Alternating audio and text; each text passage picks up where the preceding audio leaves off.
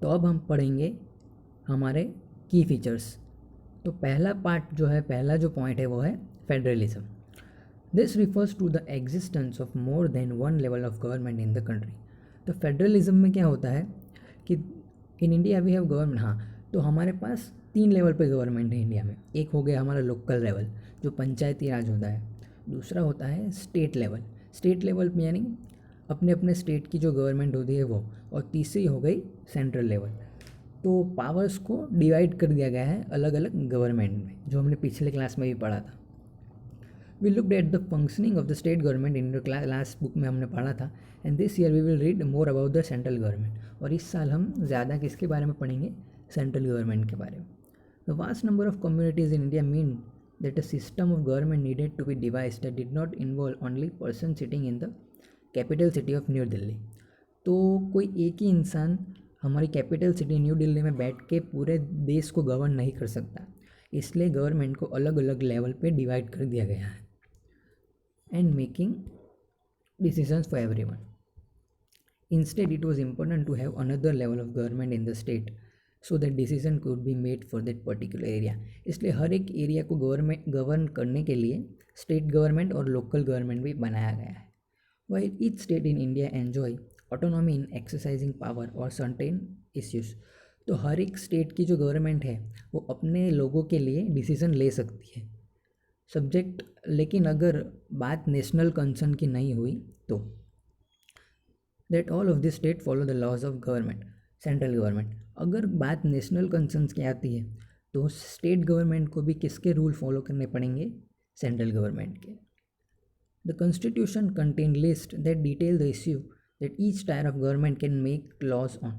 जैसे कि हमारे पास एक लिस्ट होती है, कॉन्स्टिट्यूशन में एक लिस्ट दी गई है जिस पे स्टेट गवर्नमेंट काम पर करेगी, सेंट्रल गवर्नमेंट काम करेगी। जैसे कि हमने पढ़ा होगा यूनियन लिस्ट होती है, स्टेट लिस्ट होती है, कॉन्करेंट लिस्ट होती है। जैसे कि स्टेट लिस्ट पे स्टेट गवर्नमेंट काम करती है, सेंट्रल गवर्नमेंट काम करती है जैसे कि आर्मी का ध्यान रखना, नेशनल सिक्योरिटी का ध्यान रखना, ये सब काम सेंट्रल गवर्नमेंट का है।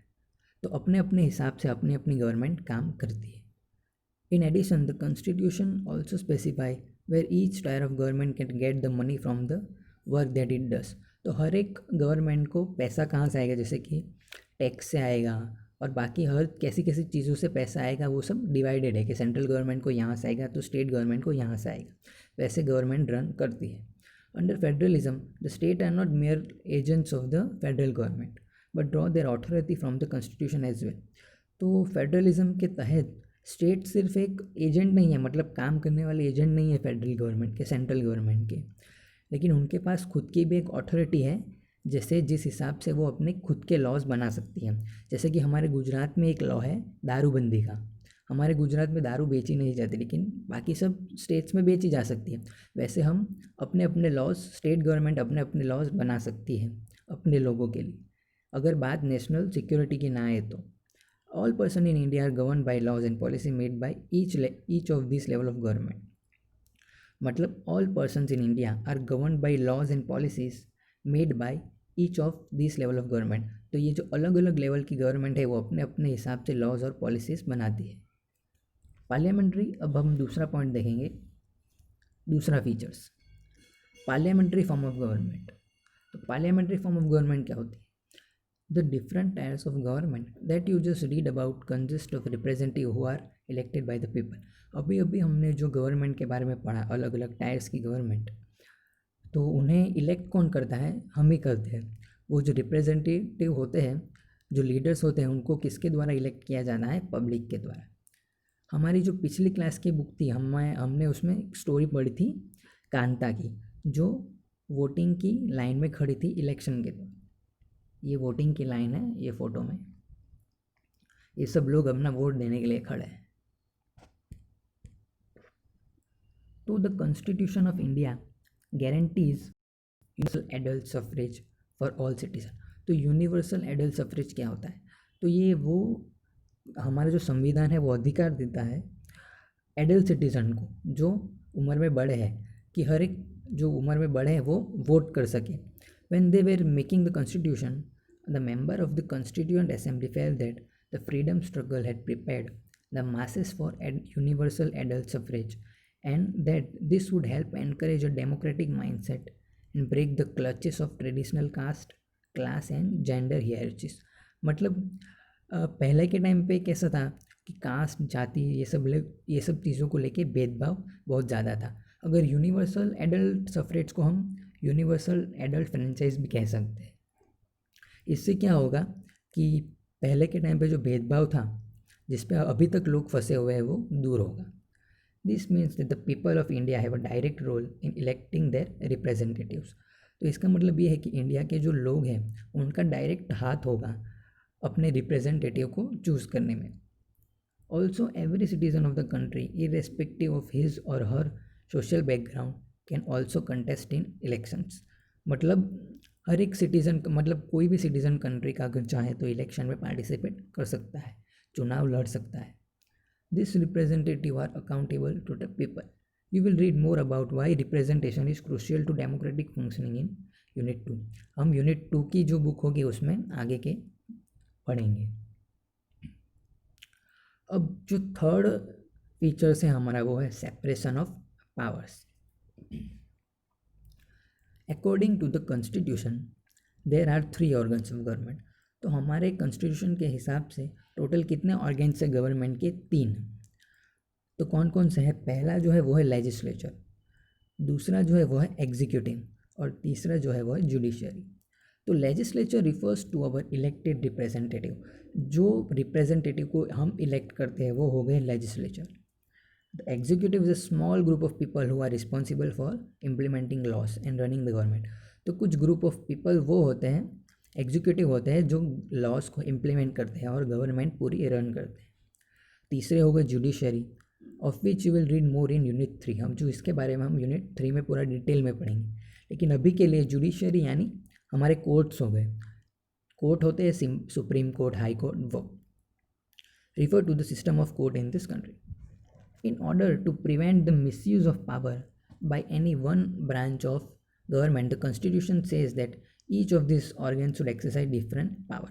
मतलब कोई भी गवर्नमेंट, कोई भी लीडर्स, कोई भी पार्ट, कोई भी ऑर्गन अपनी पावर्स, अपनी अथॉरिटी का मिसयूज़ ना करे, इसलिए पावर को डिवाइड कर दिया गया है. Through this each organ act as a check on the other organ of government. ये तीनों एक दूसरे पर चेक रखते हैं ताकि बैलेंस मेंटेन रहे. And this ensures the balance of power between all 3. तीन के बीच पावर ऑफ बैलेंस मेंटेन रहे.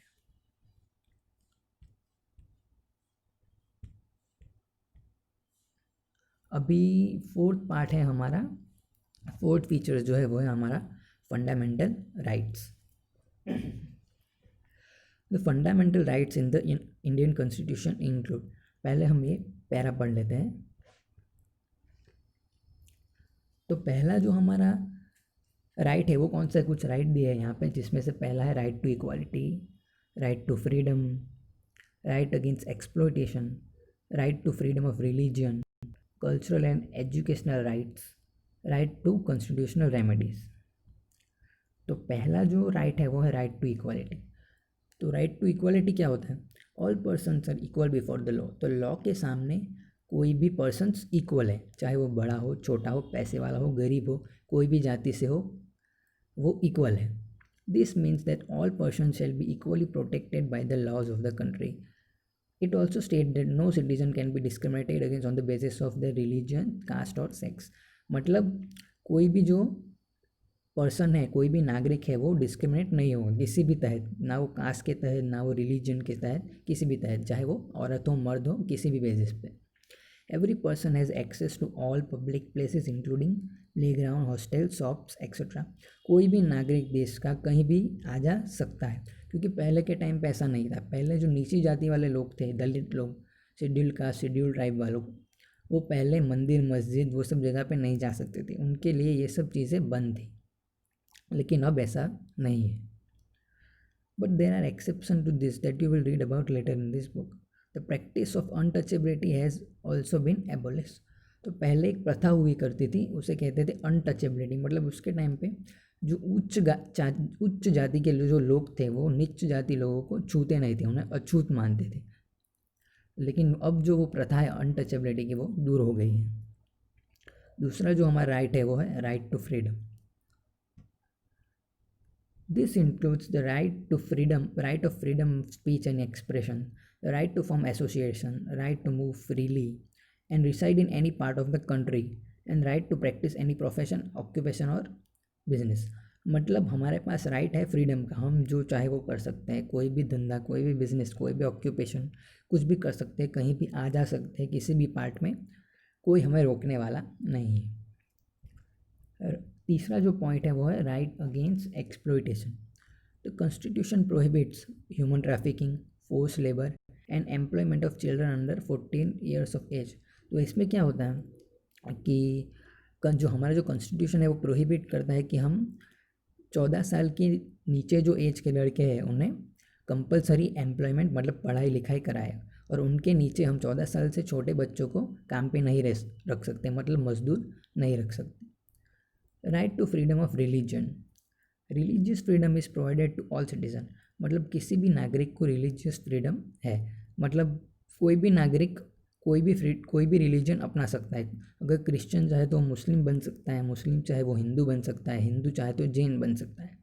Every person has the right to practice, profess and propagate the religion of their choice. वो अपनी अपनी मर्जी का रिलीजन चूज कर सकते हैं. पांचवा हो गया cultural and educational rights. The Constitution states that all minority, religious or linguistic can set up their own educational institute in order to preserve and develop their own culture. मतलब अगर हमारा संविधान ये अधिकार देता है कि हम अपनी एजुकेशनल इंस्टीट्यूट खुद चला सकते हैं, हमारे जो कल्चर है, हमारे जो संस्कार है उन्हें आगे प्रिजर्व करने के लिए, लोगों को बांटने के लिए. अभी छठा हो गया right to constitutional remedies. This allows citizens to move court if they believe that any of the fundamental rights have been violated by the state.